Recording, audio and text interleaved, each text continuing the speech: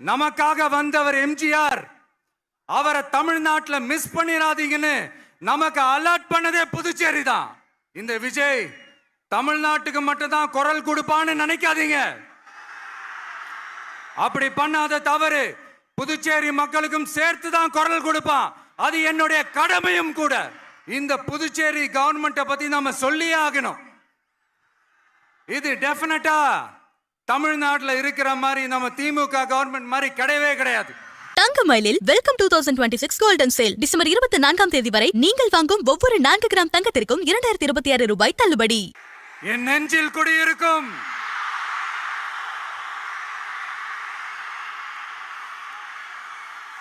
புதுச்சேரி மக்கள் உங்கள் அனைவருக்கும் என்னுடைய வணக்கம். வணக்கம் வணக்கம். எல்லாரும் எப்படி இருக்கீங்க?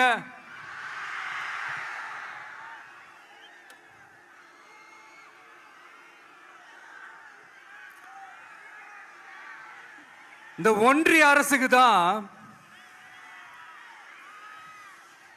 தமிழ்நாடு ஒரு தனி மாநிலம்,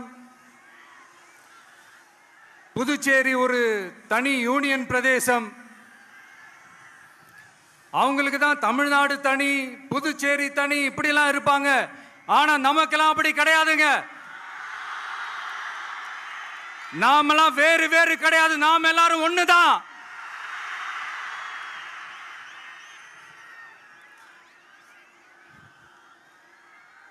தமிழ்நாடும் புதுச்சேரியும் தனித்தனியாக இருந்தாலும் நாம் எல்லாரும் ஒண்ணுதான். நாம் எல்லாரும் சொந்தம் தான்.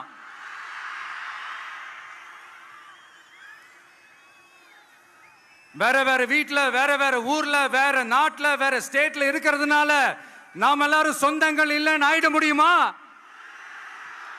அது எப்படி முடியும்? இப்ப பாத்தீங்களா, ஒருத்தருக்கு ஒருத்தர் பார்த்துக்கும் போது அந்த பாச உணர்வு,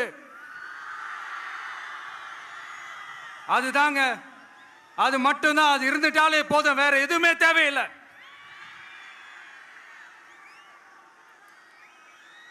அதனால தமிழ்நாடு, புதுச்சேரி, கேரளா, கர்நாடகா, ஆந்திரா மட்டும் இல்ல, உலகத்துல எந்த மூலையில நம்ம வகைரா இருந்தாலும் அவங்க எல்லாருமே நம்மளோட உயிர் தான்.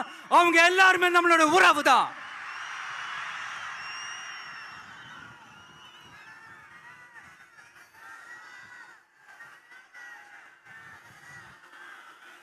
புதுச்சேரினாலே உடனே ஞாபகத்துக்கு வர்றது மணக்குள விநாயகர், அரவிந்தர் ஆசிரமம், வில்லியனூர் மாதான் சொல்லி இவங்க எல்லாரும் ஞாபகத்தில் வருவாங்க.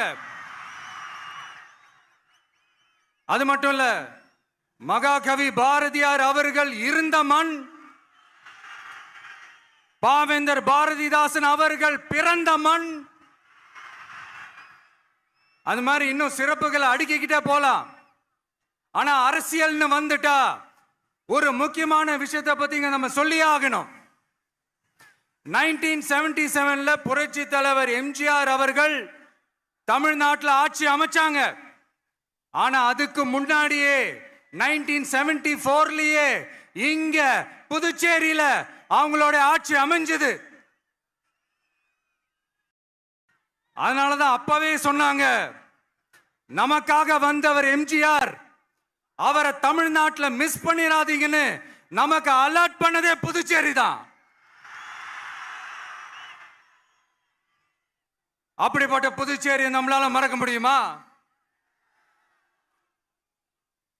அது மட்டும் இல்ல, இங்க இருக்கிற மக்கள் தமிழ்நாடு மாதிரியே புதுச்சேரி மக்களும் என்ன கிட்டத்தட்ட ஒரு 30 வருஷமா என்ன தாங்கி பிடிச்சுக்கிட்டு இருக்கிறீங்க.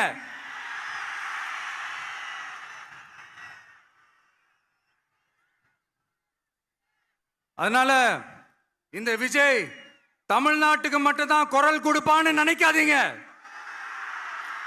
அப்படி பண்ணாத தவறு. புதுச்சேரி மக்களுக்கும் சேர்த்து தான் குரல் கொடுப்பான். அது என்னுடைய கடமையும் கூட. அதனாலதான் இங்க நீங்க ஃபேஸ் பண்ற பிரச்சனைகளை பத்தி இன்னைக்கு நான் பேசுறதுக்காக வந்திருக்கிறேன். அது மட்டும் இல்ல, இந்த புதுச்சேரி கவர்மெண்ட்டை பத்தி நாம சொல்லியே ஆகணும். இது டெஃபினட்டா தமிழ்நாட்டில் இருக்கிற மாதிரி நம்ம திமுக கவர்மெண்ட் மாதிரி கிடையவே கிடையாது. ஏன்னா வேற ஒரு அரசியல் கட்சி நடத்துற நிகழ்ச்சியாகவே இருந்தாலும் அந்த நிகழ்ச்சிக்கு தன்னெழுச்சியா வர நம்ம மக்களுக்கு பாதுகாப்பு கொடுத்து பாரபட்சமே காட்டாம இந்த கவர்மெண்ட் நடந்துகிட்டு இருக்கிறாங்க. அப்படிப்பட்ட இந்த புதுச்சேரி கவர்மெண்ட்டுக்கும் நம்ம புதுச்சேரி சிஎம் சார் அவர்களுக்கும் இந்த நேரத்தில் என்னுடைய மனப்பூர்வமான நன்றிகளை தெரிவிச்சுக்கிறேன். இத பார்த்தாவது தமிழ்நாட்டில் இருக்கிற அந்த திமுக கவர்மெண்ட் கத்துக்கிட்டா நல்லா இருக்கும்.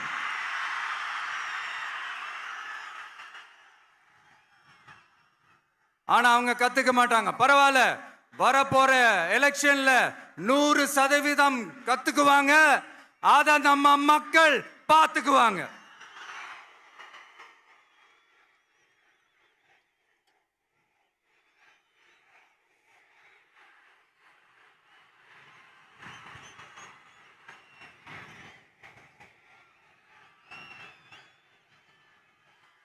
புதுச்சேரியில் இருக்கிற கவர்மெண்டோட கூட்டணி ஆட்சியில இருந்தாலும் புதுச்சேரிய ஒன்றிய அரசு எதிலையுமே கண்டுக்கல என்றது புதுச்சேரி மக்களான உங்களுக்கு நல்லாவே தெரியும்.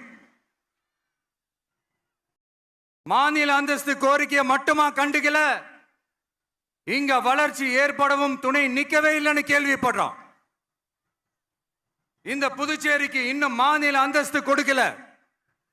மாநில அந்தஸ்து வேணும்னு கேட்டு பல முறை சட்டசபையில தீர்மானம் போட்டு ஒன்றிய அரசுக்கு அனுப்பி வச்சுக்கிட்டே இருக்கிறாங்க. இந்த வருஷம் கூட மார்ச் மாசம் 27ஆம் தேதி 2025 அன்னைக்கு ஒரு தீர்மானம் போட்டாங்க. அது மாநில அந்தஸ்து வேணும்னு கேட்டு ஒன்றிய அரசுக்கு அனுப்புற 16வது தீர்மானம். புதுச்சேரி காரைக்கால் பகுதிகளில் மூடப்பட்ட 5 மில்கள், பல்வேறு தொழிற்சாலைகளை மீண்டும் திறக்கிறதுக்கு இதுவரைக்கும் ஒரு துரும்ப கூட கிள்ளி போடல. பல்லாயிரக்கணக்கான இளைஞர்களோட வேலை வாய்ப்புக்காக எதையுமே செய்யல. இங்க ஒரு ஐடி கம்பெனி உருவாகணும்ன்ற எண்ணமே இல்லை. அதை பத்தி யார் பேசினாலும் அது அவங்க காதல விழவே விழல. இங்க ஒரு அமைச்சரை ஊழல் குற்றச்சாட்டுல பதவி விட்டு நீக்கப்பட்டு அந்த இடத்துக்கு இன்னொருத்தரை நியமிச்சு 200 நாள் ஆச்சு. இன்னும் அவருக்கு ஒரு இலாக்காவே தரல. இந்த செயல் சிறுபான்மை மக்களை அவமானப்படுத்துறதுன்னு அந்த மக்களே சொல்றாங்க. புதுச்சேரியோட முக்கிய அங்கமாக இருக்கிற காரைக்கால், மாகே, ஏனாம் பகுதிகளில் எல்லாம் முன்னேற்றமே இல்லைன்னு அந்த பகுதி மக்கள் சொல்லிக்கிட்டே இருக்கிறாங்க. குறிப்பா காவிரியோட கடைமடை பகுதியான காரைக்காலை மொத்தமா கைவிட்ட மாதிரி தான் இருக்குது. இது எல்லாமே முன்னேற்றம் அடையணும். டூரிஸ்ட் பிளேஸ் ஆன புதுச்சேரியில போதுமான அளவு பார்க்கிங் வசதி இல்ல, போதுமான அளவு கழிப்பறை வசதி இல்ல. இதெல்லாமே மேம்படுத்தணும். புதுச்சேரி கடலூர் மார்க்கமான ரயில் திட்டம் வேணும்ங்கிறது நீண்ட கால கோரிக்கை. புதுச்சேரி மக்களுக்கு ஒன்னே ஒண்ணுதான் சொல்லணும், இந்த திமுகவை நம்பாதீங்க. அவங்களுக்கு உங்களை நம்ப வச்சு ஏமாத்துறது தான் அவங்க வேலையே. நான் சொன்ன பல கோரிக்கைகளை எல்லாம் தீர்த்து வைக்கிறதுக்கு நம்ம புதுச்சேரி கவர்மெண்ட்டுக்கும் அதோட மக்கள் திட்டங்களுக்கும் ரொம்ப அக்கறையா உண்மையா துணை நிற்கணும். தமிழ்நாட்டை ஒதுக்குற மாதிரி புதுச்சேரியும் ஒதுக்க கூடாதுன்னு நாங்க கேட்டுக்கிறோம். கிட்டத்தட்ட 20 லட்சம் பேர் வாழ்ற யூனியன் பிரதேசமான புதுச்சேரி மத்திய நிதி குழுவில் இடம்பெறவில்லை. அதனால் மாநிலங்களுக்கான நிதி பகிர்தல் அடிப்படையிலும் யூனியன் பிரதேசங்களுக்கான நிதி பகிர்தல் அடிப்படையிலும் புதுச்சேரிக்கு நிதி ஒதுக்கப்படுவதில்லை. அதனால ஒவ்வொரு ஆண்டும் புதுச்சேரிக்கு தோராயமாகவே மத்திய அரசு நிதியை விடுவிக்கிறது. அந்த நிதியும் அரசு ஊழியர்களின் சம்பளம், ஓய்வூதிய தொகை உள்ளிட்ட திட்ட செலவுகளுக்கே சென்று விடுவதால் மீத தேவைக்கு வெளிச்சந்தையிலும் கடன் பத்திரங்களை கடன் வாங்குகிறது புதுச்சேரி. இந்த நிலைமை மாறணும்னா ஒரே வழி, மாநில அந்தஸ்து நம்ம புதுச்சேரி மக்களோட பல்லாண்டு கால கோரிக்கை. புதுச்சேரிக்கு போதுமான நிதி வரத்து இல்லாததுனால வெளியே கடன் வாங்க வேண்டியதா இருக்கு. புதுச்சேரியோட கடனை குறைச்சு தற்சார்பு பொருளாதாரத்தை வளர்த்தெடுக்க திட்டங்கள் வகுக்கப்பட வேண்டும். மாநில அந்தஸ்து வாங்கினா மட்டும் போதாது இல்லையா, தொழில் வளர்ச்சியும் தேவையாச்சே. புதுச்சேரி தென்னிந்தியாவின் முன்னணி இண்டஸ்ட்ரியல் ஹப்பாக மாற்ற எல்லா முயற்சிகளும் எடுக்க வேண்டும். இந்திய அளவில் ரேஷன் கடைகளே இல்லாத மாநிலம் புதுச்சேரி தான். ஏழை எளிய மக்களுக்கு வாழ்வாதாரமே ரேஷன் கடைகள் தான். மற்ற மாநிலங்கள்ல இருக்கிற மாதிரி இங்கேயும் அரிசி, சர்க்கரை, பருப்பு, கோதுமை, எண்ணெய்னு அனைத்து பொருட்களும் வழங்கும் முறை சீராக்கப்பட வேண்டும். கடைசியா, மீன் பிடிக்க செல்லும் காரைக்கால் மீனவர்களை அடிக்கடி கைது செய்யும் இலங்கை கடற்படை அவர்களின் படகுகளையும் பறிமுதல் செய்து விடுகிறது. அதனால் நீண்ட போராட்டங்களுக்கு பிறகு அவர்கள் விடுவிக்கப்பட்டாலும் படகுகள் கிடைக்காததால் படு மோசமான நிலைக்கு தள்ளப்படுகின்றனர். இந்த நிலை மாற வேண்டும். நான் மறுபடியும் சொல்றேன், இந்த விஜய் புதுச்சேரி மக்களுக்காகவும் எப்பவும் துணை நிற்பான். வரப்போற புதுச்சேரி தேர்தல் களத்துல நம்மளுடைய தமிழக வெற்றி கழகத்தின் கொடி பட்டொளி வீசி பறக்கும்.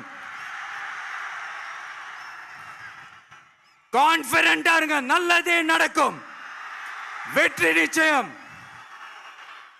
மீண்டும் சந்திக்கும் வரை நன்றி, வணக்கம்.